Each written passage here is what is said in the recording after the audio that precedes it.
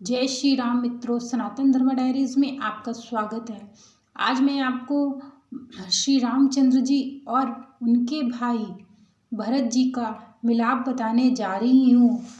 जब भगवान राम 14 वर्ष के वनवास के लिए गए थे, उस समय भरत जी अपने ननिहाल गए हुए थे, अपने मामा के घर गए हुए थे।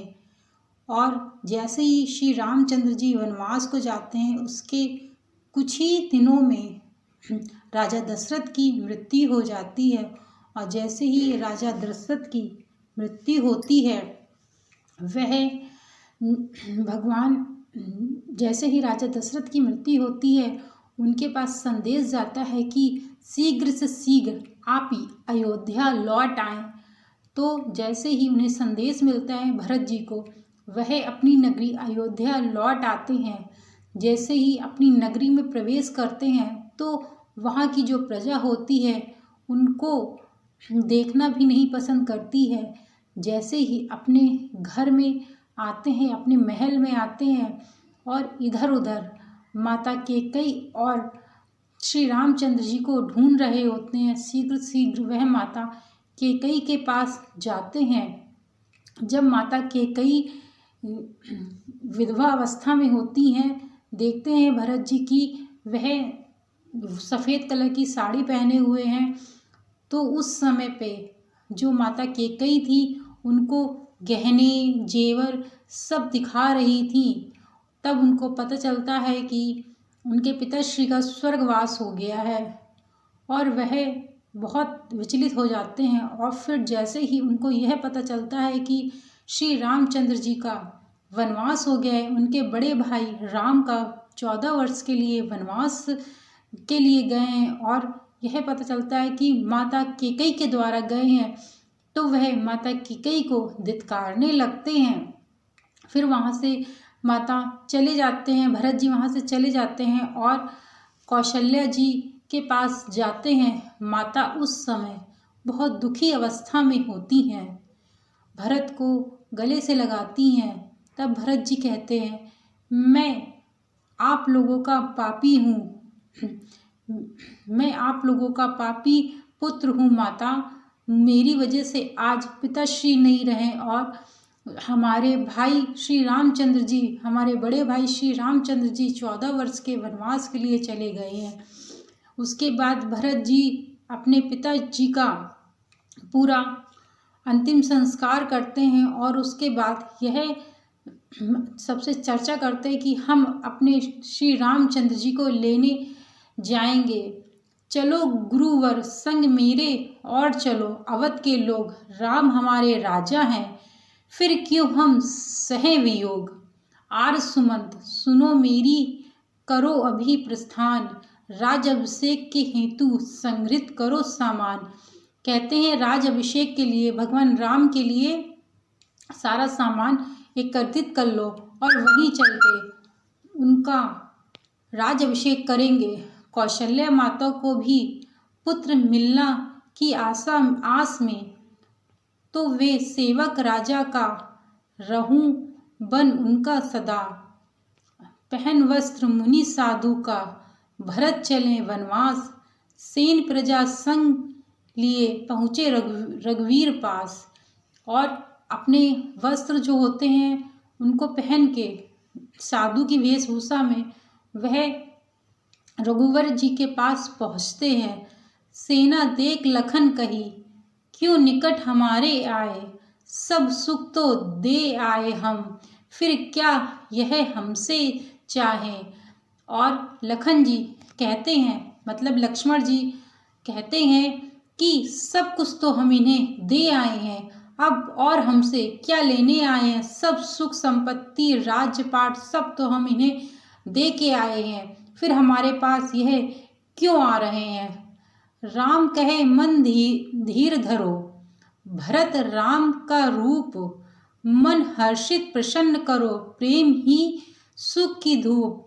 तब भगवान राम लक्ष्मण जी से कहते हैं, राम कहे मन धीर करो, मतलब शांत रहो लक्ष्मण, शांत रहो। भरत का रूप, भरत राम का रूप है, जो भरत जी हैं वह राम का ही एक रूप है।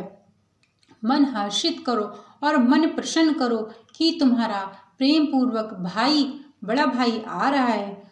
मुनि भेष में भरत देख राम नयन में नीर। जैसे ही भरत जी को मुनि भेष में देखा और राम नयन में नीर, और राम जी के नैनों में आंसू की धारा बह रही थी। श्वेत वस्त्र में माता क्यों यहाँ चिंतित बड़ी गंभीर।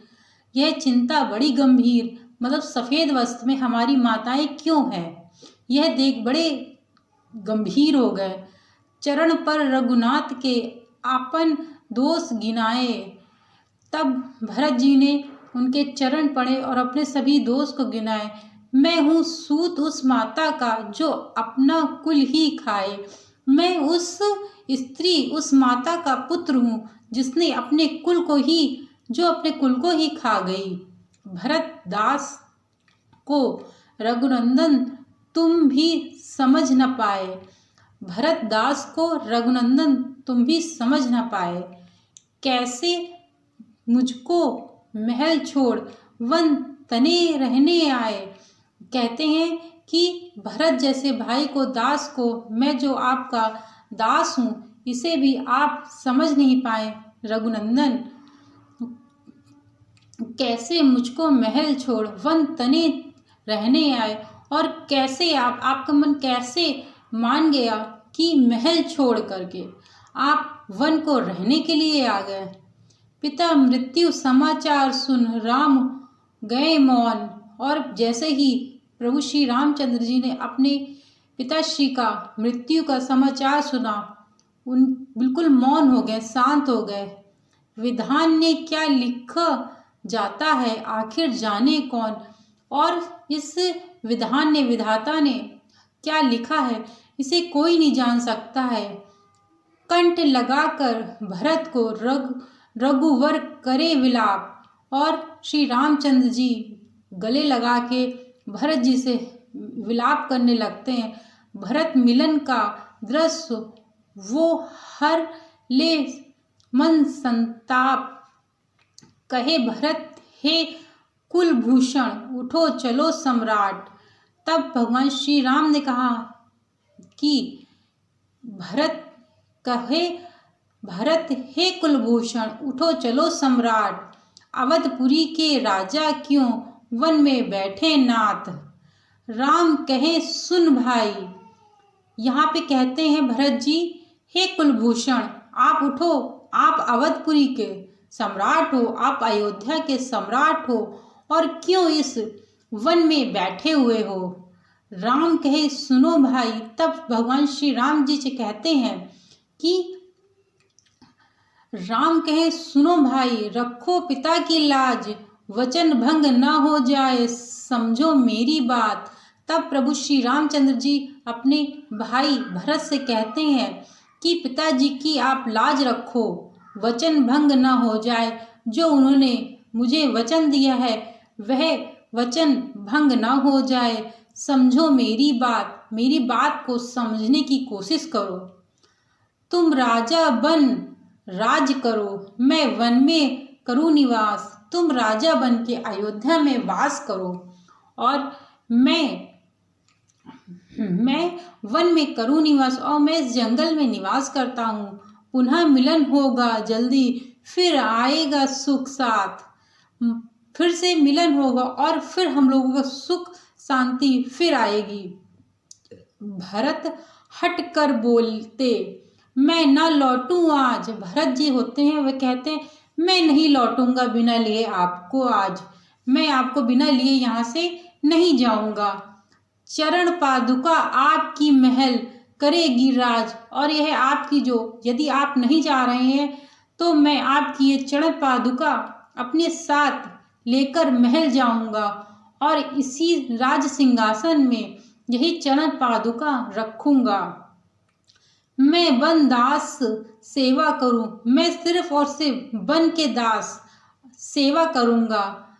बना मुनि का भेष, और जो मुनि का भेष है, मैं मुनि का भेष बनाकर एक दिवस देरी हुई तो प्राण बचे न विशेष। यदि 1 मिनट भी देरी हो गई तो मेरे प्राण जो हैं वह बिल्कुल भी बचेंगे नहीं। अवध की रक्षा मैं अवध की रक्षा करूँगा। रख पिता वचन की लाज, मैं पिताजी के वचन की लाज भी रखूँगा। 14 वर्ष से लौट कर आप ही करना राज, और 14 वर्ष का जब आप वनवास करके लौटोगे तब आप ही राजा वहाँ के बनोगे, अवधपुरी के राजा आप ही बनोगे। इतना भरत जी भगवान राम की जो चरण पादुका होती हैं उनको लेकर सर पे रख के लौटने लगते हैं। हमें विश्वास है कि हमारे द्वारा जो जानकारी दी गई है आप लोगों को अच्छी लगी होगी। यदि आप लोगों को मेरे द्वारा ये भरत मिलाप की जानकारी अच्छी लगी हो तो चैनल को लाइक, सब्सक्राइब एंड शेयर करना मत भूलिएगा। एंड कमेंट में जय श्री राम महादेव अवश्य